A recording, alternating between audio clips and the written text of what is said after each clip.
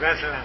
Le dice, mira, ustedes adoran lo que no saben, porque ustedes se metieron en ese invento sin conocer los datos reales de la nación de Israel, porque Dios fue el que estableció la adoración en ese lugar. Dios fue el que estableció las medidas, Dios estableció todo. Ese es el lugar.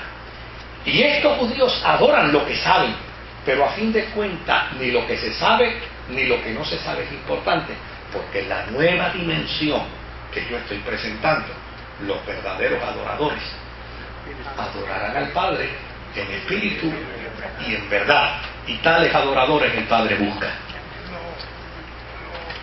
judíos que se quedaron en Babilonia, se quedaron porque estaban bien acomodados. Sí. Esos fueron mirados como samaritanos también. Esos judíos que se quedaron en Babilonia apoyaron el proceso.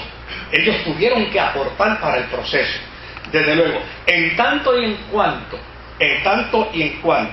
no se mezclaran, y en tanto y en cuanto observaran la ley que les fue restablecida mediante Esdras, eran considerados judíos. Porque muchos se quedaron allá y Sí. no regresaron nunca. Ok, se quedaron, pero el hecho de que no regresaran, claro, con el perdón de los que aquí puedan estar, eran neoyorricanos. ¿Se acuerdan? Sí, yo sé, porque, claro, ahora no, porque ahora el cuadro ha cambiado por los intereses particulares de los puertorriqueños en su soberbia. ¿Ves? Cuando hay un buen boxeador, aunque no haya nacido en Puerto Rico ni hable español, pero si es bueno, es puertorriqueño. ¿Ves? Si es una buena cantante, un buen cantante, aunque no sea, es puertorriqueño. Pero antes, década del 60, década del 70, década del 80, en Puerto Rico, neoyorrican era una expresión despectiva. Era despectiva. Ese es un neoyorrican.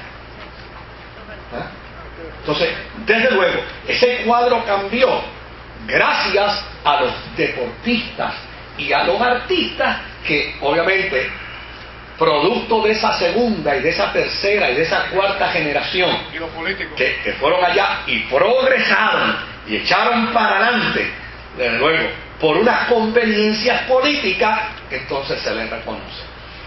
¿Ha oído usted hablar en el día de Pentecostés de los 5.000, de los 3.000 que se convirtieron y de los 5.000 que se convirtieron al otro domingo? Todos eran judíos de la diáspora. Eran judíos precisamente que nunca regresaron a Jerusalén, pero se mantenían judíos porque por su vínculo de fe,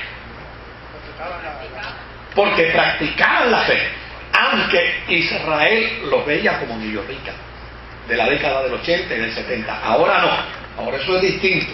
Imagínense, ese hombre que está ahí con nosotros, que me voy a atrever a decirlo, Como ¿verdad? samaritanos los veían, ¿verdad? Los veían como samaritanos. Exactamente. Imagínense, usted ve todos esos barcos grandísimos que entran a Puerto Rico, que entran por ese estrechito brazo de mar que tenemos. Pues imagínense el orgullo de decir que esos barcos que entran a Puerto Rico los entra este señor, porque ningún capitán de barco los puede entrar a Puerto Rico. Entonces eso ya es algo grande, ¿ves? O sea, ese elemento, obviamente hoy ha cambiado muchísimo, pero antes no era así. Es más, los puertorriqueños hasta hacían chistes de mal gusto de ellos. Fulano de tal se fue y al año ya no sabía ni lo que eran panas, ni lo que eran aguacate, y vino aquí preguntando qué eran esos bombillos. ¿Se acuerdan de esos chistes? Pues claro que sí, chistes peyorativos, ¿no? Bueno, pues así mismo eran vistos estos de la diáspora que nunca regresaron, pero por su fe eran judíos, porque el judaísmo los hacía ser judíos, la práctica de su fe los hacía ser judíos. Ahora, ¿por dónde nos quedamos? Sufrió la oposición, el gobierno de Samaria. Ahora, una de las cosas que la historia de Nehemías va a decir de manera espectacular es que él siempre evadió a sus enemigos, concentrándose en su obra, y que como resultado de siempre evadir a sus enemigos, porque usted nunca debe sacar tiempo para sus enemigos. La mejor batalla que usted da contra su enemigo es ignorándolo. Entonces, desde luego, él evadió a sus enemigos concentrándose en su obra. Mira, este es mi trabajo, esta es mi tarea. Yo no ignoro a mi enemigo, pero yo no le voy a hacer el juego a mi enemigo.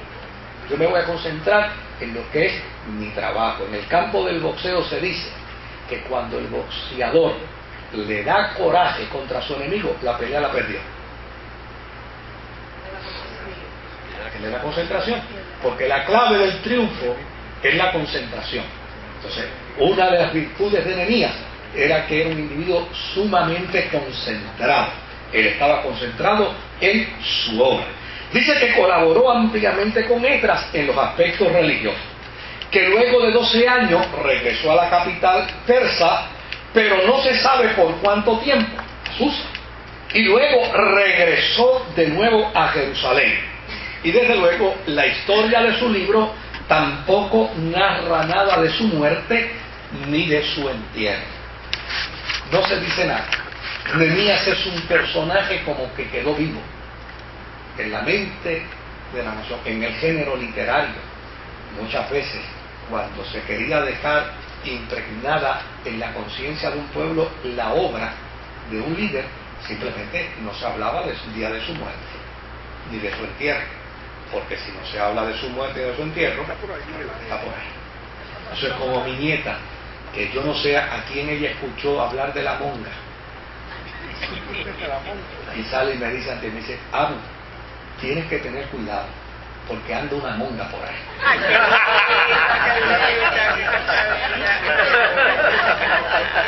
Sí, pero ¿quién es la monga? Dice, anda una monga. Y está por ahí, está por ahí. Yo decía, pero ¿qué es la monga? ¿Qué hace la monga? No anda una monga, anda una monga, allá anda por ahí. Tienes que tener cuidado. Que no te encuentres con la monga esa. Así que ese mensaje quedaba claro en la conciencia de la gente. No murió, no se habla de su muerte, no se habla de su entierro.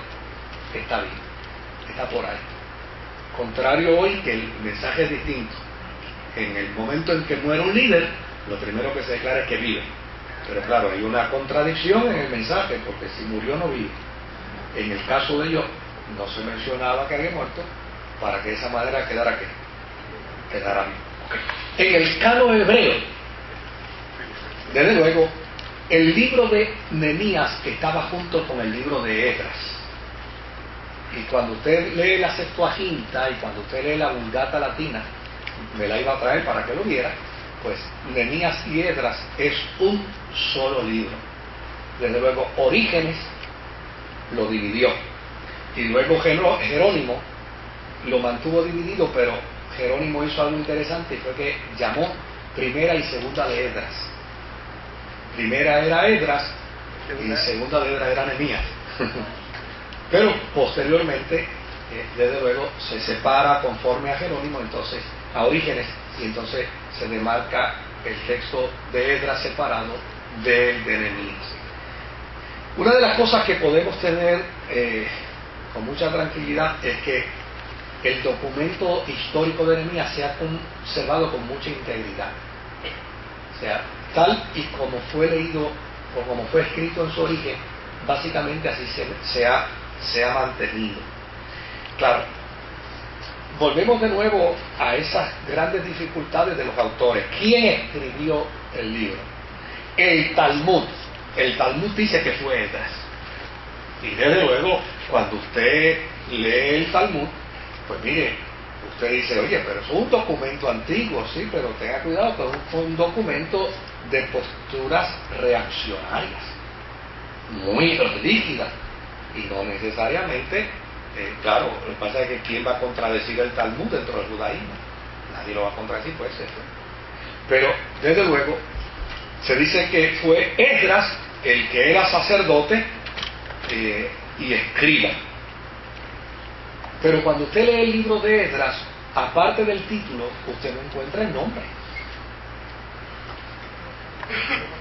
Por lo tanto, el libro no presenta esa evidencia